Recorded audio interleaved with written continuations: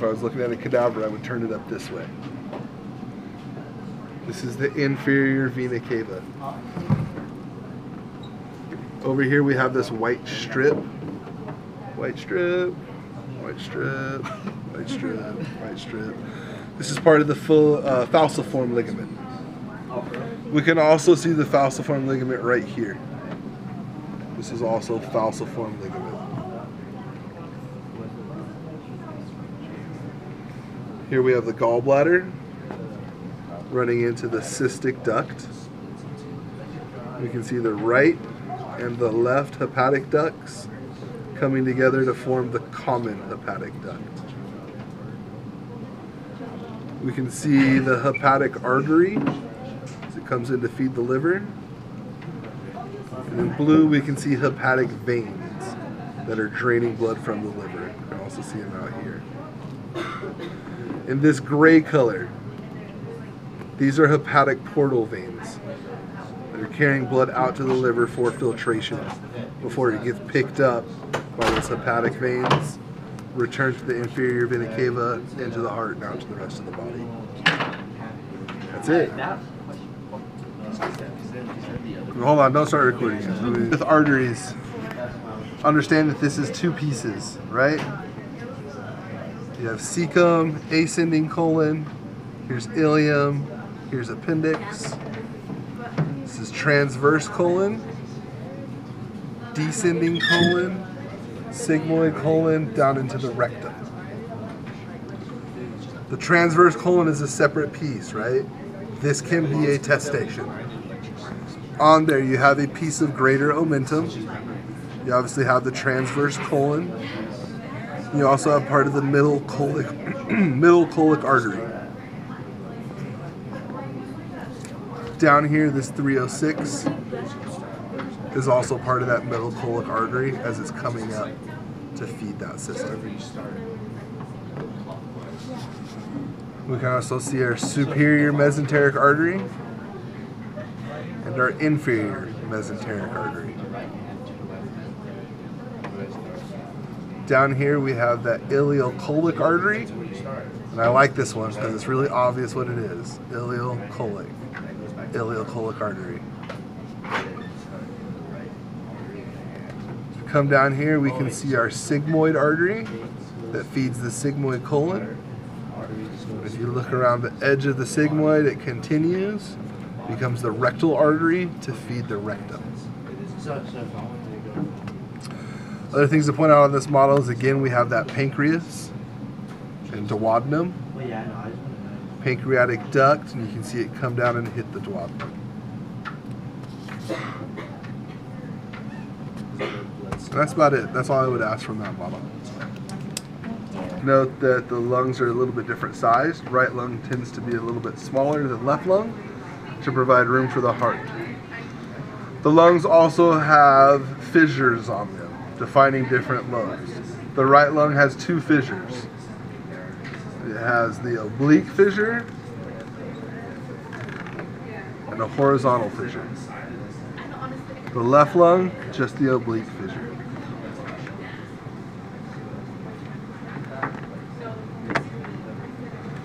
We start from the top with the trachea coming down. This is thyroid cartilage. This is cricoid cartilage. And you're down into the trachea. That's tracheal cartilage. This is all thymus gland. You can still see trachea come down. And then we can see the trachea split into primary bronchi. A primary bronchi will split into secondary bronchi. Secondary bronchi splits into tertiary, tertiary into quaternary. Aorta. This is aorta. This is superior vena cava. This is pulmonary trunk going out into the left and right pulmonary arteries. You can also see the pulmonary veins as they're heading back towards where the heart would be. You can also see esophagus and descending aorta. And that's it.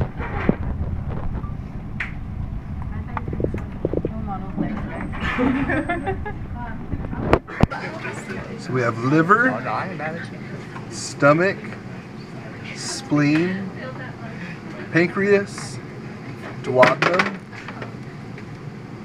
gallbladder. This is the inferior vena cava. This right here is a hepatic vein. Come down here is a hepatic portal vein coming in, and we have the hepatic artery coming in. We can also see right and left hepatic ducts coming together into the common hepatic duct. From the gallbladder, we can see the cystic duct. We can see where the common hepatic and the cystic ducts come together to form the common bile duct on its way down to the duodenum. We can also see the pancreatic duct coming down through the pancreas and joining that common bile duct before it hits the duodenum. That's the important stuff. We have the anterior interventricular sulcus. We have the right auricle, the left auricle. You can see the pulmonary trunk coming up. And I can get rid of this piece. Our other vessels, we have our aorta, pulmonary trunk, superior vena cava, splitting off into those brachiocephalic veins. If I start to turn it, we can see the branching off the aorta. I'm not going to ask you guys those this time, but brachiocephalic trunk, common carotid artery, left subclavian. Here I can see my left pulmonary artery. And just before that, I can see the ligamentum arteriosum that's holding the pulmonary trunk to the aorta. In utero, in development, this is the ductus arteriosa. It's open, able to transmit blood. Continue to turn it over. I can see my left pulmonary veins. See my trachea, so it comes down and splits into the primary bronchi. I can see my right pulmonary arteries and my right pulmonary veins. I can also see that inferior vena cava. One other thing to point out here, you can see it in the right atrium. Looks like a little donut impression, marked 54 and 55. Right now we would call this the fossa ovalis. In utero it would be open, and we would call it the foramen ovale. 4 chambers of the heart: right atrium, right ventricle, left atrium. 2 major valves. On the right side we have the tricuspid valve. Try to be right. That's how you remember that. On the left you have the bicuspid valve. Valves are held in place by the chordae tendineae. Chordae tendineae come down and embed themselves within a papillary muscle. If I want to ask you guys for a papillary muscle on the test, this is where I'm going to pin it. Right where you can see the chordae tendineae come down and touch it. If I'm pinned down here where you don't see chordae tendineae coming in, I want trabeculae carne. Literal transition means holy meat, holes in meat. Trabeculae carne. Notice the thin right ventricular wall and the really thick left ventricular wall. This is how you're going to tell the difference from right and left. In between them we have that interventricular septum.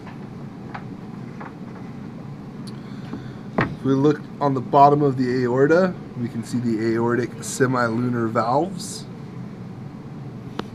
And we can see the coronary arteries that come off of the aorta first and foremost. That's it. And how is it placed in your heart? How's what? How is the heart placed in your chest? Heart placed in the chest should look something like that. Okay. It's not going to be straight up and down. It's cocked off to an angle, And there's more of the heart on the right side of your body than on the left side of your body. We have cricoid cartilage, and we have thyroid cartilage. And this will be part of the thymus gland. The part you're holding is the trachea. Yes, I'm holding it by the trachea. Okay, show me the cartilage again. Tracheal cartilage, cricoid cartilage, thyroid cartilage, duodenum. See that pancreatic duct coming down and joining with the common bile duct before it empties into the duodenum. Arteries and veins, you can't really see where they're going, what they're doing, so I won't ask you to identify them.